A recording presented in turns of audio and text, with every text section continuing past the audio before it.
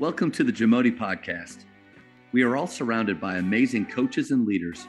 So let's get an inside look at not just what they do, but how they do what they do. After all, becoming the best versions of ourselves is JAMODI, just a matter of doing it. Are you ready to level up your team skill development? Well, Ballology is here to support you in driving accountability and skill development. The Ballology app is more than just tracking. It's a resource for enhancing skills, knowledge, and mindset across your program. Join coaches all across the country using Ballology to simplify training and empower your athletes. Let's build consistency, accountability, and skill development together.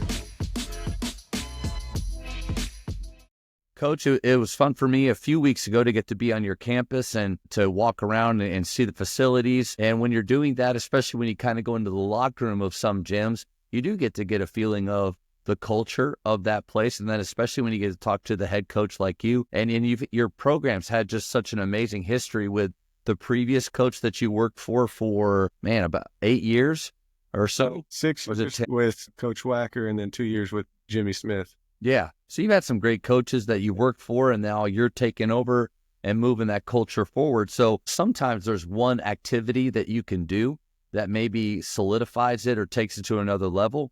What's one of your favorite culture building activities? You know, probably my favorite, and we started this kind of in my first year, but Coach Wacker always kind of did these things usually before games, like gave these nice little talks, and we wanted to kind of branch out on that.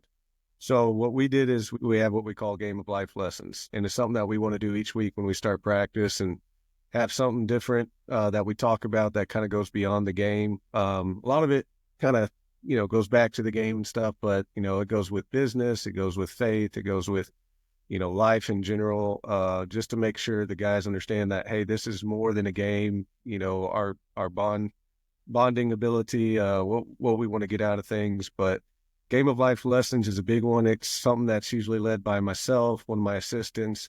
More importantly, it's really fun when a player wants to do something. We had a couple of those last year, and man, those are when it becomes really powerful, because it's not just coming from us, it's coming from a player's perspective. And I think that can usually speak more to what the guys are going through, and they relate to it a little bit more. And so that's one of my favorite things that we do outside of just, team meals and, hanging out, doing different things. But game of life lessons, I would say, is something that's become my favorite. How did the players choose which one they want to do? Do they know maybe like the words that are coming up ahead or the themes, and then they get that's the one, like enthusiasm, whatever. That's one I want to tackle. How does that work? No, I mean, this is all just kind of how you feel and what's on your mind, what's on your heart. And it's the same for us coaches too. Like, we don't have a set, hey, we're going to talk about this one day. It's not like a curriculum that you go through every year. Okay. Yeah. But, I do want to like start typing them out and like just compiling a bunch of them. May make for a great book one day. I don't know. That's right. It's a great title right there. If that title hasn't been taken already, I'd be surprised. But no, I like the idea of having a plan, but then also maybe going off a feel a little bit. What does your team need? You know your players better than anybody else, and so maybe there's something you've talked about in the past that just isn't as important or necessary for this group. I think having the freedom, almost the same way with your practice plans, the freedom to get to move in and out and choose to stay in one area more. I don't know. I think that's pretty smart. Yeah, no, we really enjoyed it. I think, our guys really respond to it well. We've had some, what I think are some pretty powerful ones, and, some that, feel a little forced at times. You have some of that, but I think the general idea is just to get the guys thinking outside the box. The game is, season is so long, it's such a grind. Things don't always go your way. Let's put things into perspective. So they do a good job. I really love when they want to do them, because it's fun when that happens. What do you do though to make sure that environment happens? Because to me, that's I hate safe space, but that's a pretty delicate balance that you have to have when players are sharing or talking, and one that could, with maybe by a sarcastic remark or players snickering, can shut down really quick. Are there any parameters that you kind of make and create that help that environment to happen? One, by the guys that we have in the locker room. I mean, they're all, really good character guys and really respectful. So a lot of that's just natural. We do have those talks, hey, if somebody's saying something, make sure you respect it, make sure you understand it.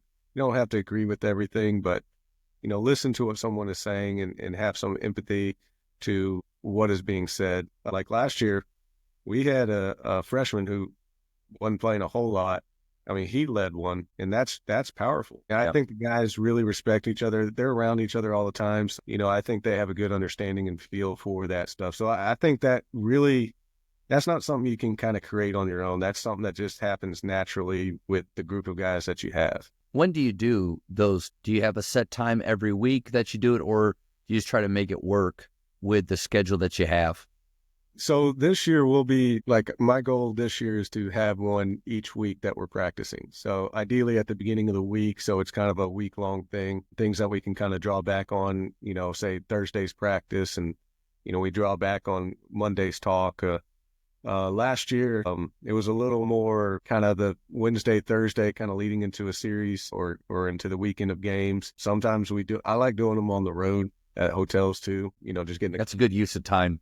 Yeah. Get in the conference room, you got time to spare, maybe you did a scouting report and stuff, and then we have the talk after. We didn't have a set kind of time last year. We just try to do it before the games, but a lot of times you're just thinking about the game. So I think doing it earlier in the week kind of gives you a little more time to sit on what was said and kind of have your own thoughts, and, then you kind of just add to it throughout the week.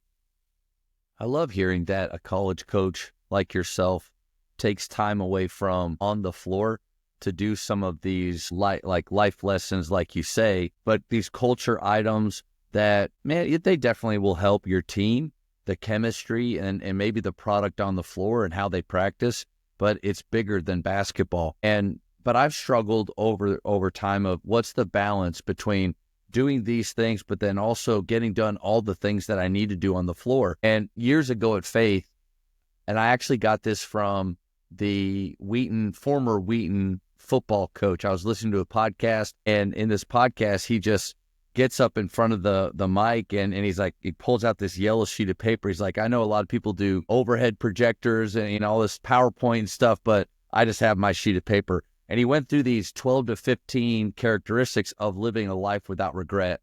And I'm listening to this. I was like, this is amazing to take a team through it. And so I put together my own PowerPoints based on what he said, added some things in. And then once a week on Wednesdays, I would take my guys through the Living Without Regret. But I did like 30 to 45 minutes of this PowerPoint, all good stuff. But looking back in one of the years, we didn't have a lot of success, as far as wins and losses. I don't know if, I'm not saying the time that I spent with Living Without Regret was the reason, but did I spend too much time? Because on a Wednesday practice, we weren't on the floor very much at all.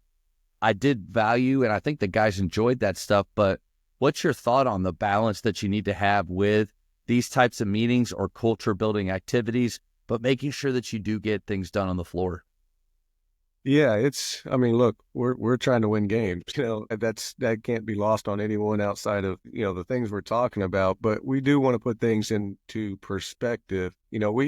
I balance it out fairly well. I think we don't take away from what we got to get done. I mean, there's just certain things you got to accomplish, you got to get better at. In our practice planning, we look at those things. So everything is detailed out, what we have to do, how we have to do it, and we don't lose sight of it. When we're doing those talks, hey, our focus is on those talks, but then we get on the court.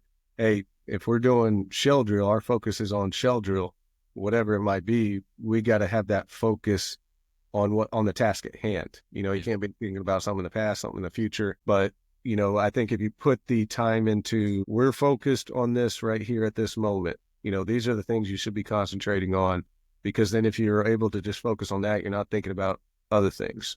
So we try to make sure they understand that process. I think it's a balance.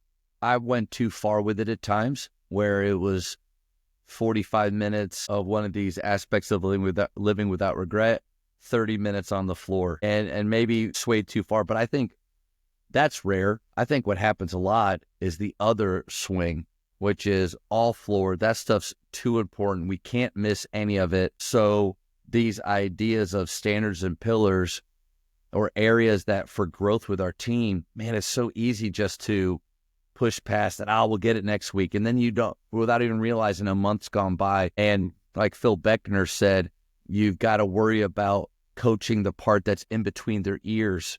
Like we've got to fight for that space just as much as we fight for their spacing on the floor and those things. Thank you for checking out today's episode.